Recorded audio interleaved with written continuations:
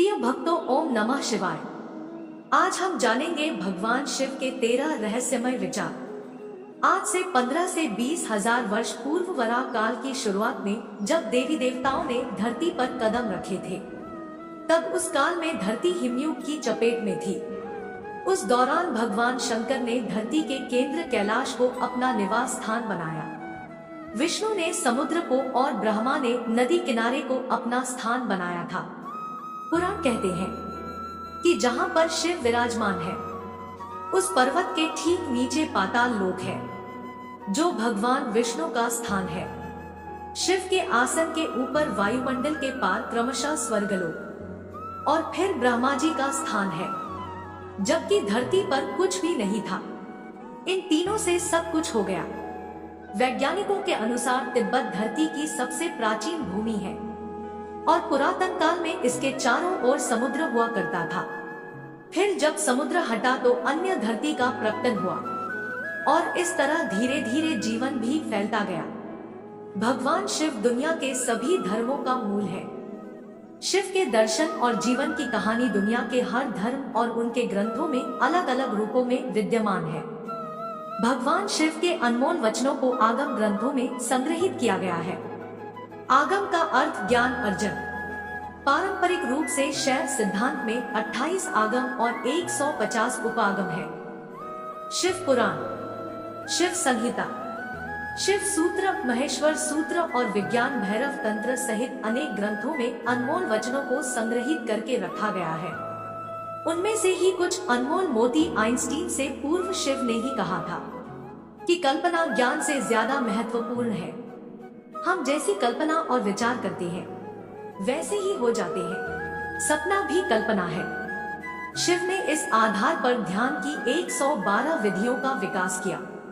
अधिकतर लोग खुद के बारे में या दूसरों के बारे में बुरी कल्पनाएं या ख्याल करते रहते हैं। दुनिया में आज जो दहशत और अपराध का माहौल है, उसमें सामूहिक रूप से की गई कल्पना का ज्यादा योगदान है। आदमी को बदलाहट की प्रामाणिक विधि के बिना नहीं बदल सकते। मात्र उपदेश से कुछ नहीं बदलता।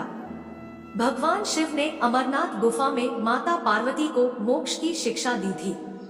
पार्वती और शिव के बीच जो संवाद होता है, उसे विज्ञान भैरव तंत्र में संग्रहित किया गया है।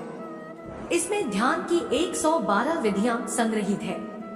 विज्ञान भैरव तंत्र में शिव पार्वती जी से कहते हैं, आधारहीन, शाश्वत, निश्चल आकाश में प्रविष्ट हो, वह तुम्हारे भीतर ही है। भगवान शिव कहते हैं, वामो मार्ग परमनो योगितामप्यगम्य, अर्थात वाम मार्ग अत्यंत गहन है और योगियों के लिए भी अगम्य है। मेरु तंत्र भगवान शिव के योग को तंत्र या वामयोग कहते हैं। इसी की एक शाखा हठयोग की है। मनुष्य में जब तक राग, द्वेष, ईर्ष्या, वैमनस्य, अपमान तथा हिंसा जैसी अनेक पाशविक वृत्तियां रहती हैं, तब तक वह पशुओं का ही हिस्सा है। पशुता से मुक्ति के लिए भक्ति और ध्यान जरूरी है। भगवान शिव के कहने का मतलब यह है कि आदमी एक अजायब घर है। आदमी कुछ इस तरह का पशु है जिसमें सभी तरह के पशु और पक्षियों की प्रवृत्तियां विद्यमान है। आदमी ठीक तरह से आदमी जैसा नहीं है।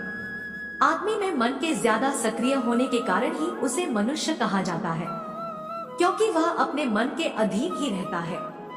गायत्री मंजरी में शिव पार्वती संवाद आता है, जिसमें भगवती पूछती है, हे देव, आप किस योग की उपासना करते हैं जिससे आपको परम सिद्धि प्राप्त हुई है?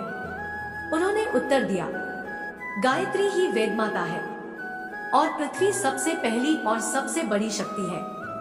वह संसार की माता है। गायत्री भूलों की कामधेनु है। इससे सब कुछ प्राप्त होता है।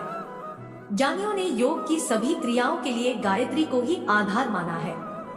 जीवन को सुखमय बनाने के लिए भोजन और पान से उत्पन्न उल्लास, रस और आनंद से पूर्णता की अवस्था की भावना भरे, उससे महान आनंद होगा।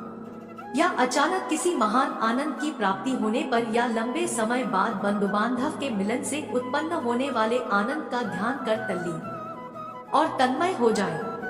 प्रकृति का सम्मान करो। प्रकृति हमें जीवन देने वाली है। इसका सम्मान करो। जो इसका अपमान करता है समझो मेरा अपमान करता है। दुनिया का हर काम प्रकृति के नियमों और तरीकों से ही होता है, लेकिन अहंकार से ग्रसित लोग ऐसा मानते हैं कि सब कुछ वही कर रहे हैं। अपनी तरफ देखो, न तो पीछे न आगे। कोई तुम्हारा नहीं है, कोई बेटा तुम्हें नहीं भर सकेगा, कोई संबंध तुम्हारी आत्मा नहीं बन सकता, तुम्हारे अतिरिक्त तुम्हारा कोई मित्र नहीं है। शिवसूत्र अर्थात आत्मा चित्त है, कला आदि तत्वों का अविवेक ही माया है। मोह आवरण से युग को सिद्धियां तो फलित हो जाती है, लेकिन आत्मज्ञान नहीं होता है। स्थायी रूप से मोह जय होने पर सहज विद्या फलित होती है।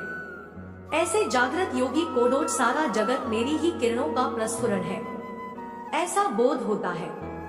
उम्मीद है आप सभी को ये वीडियो अच्छी लगी हो। अगर आप शिव के सच्चे भक्त हैं, तो चैनल को सब्सक्राइब और वीडियो को लाइक जरूर करना। कमेंट में हर हर महादेव जरूर लिख देना।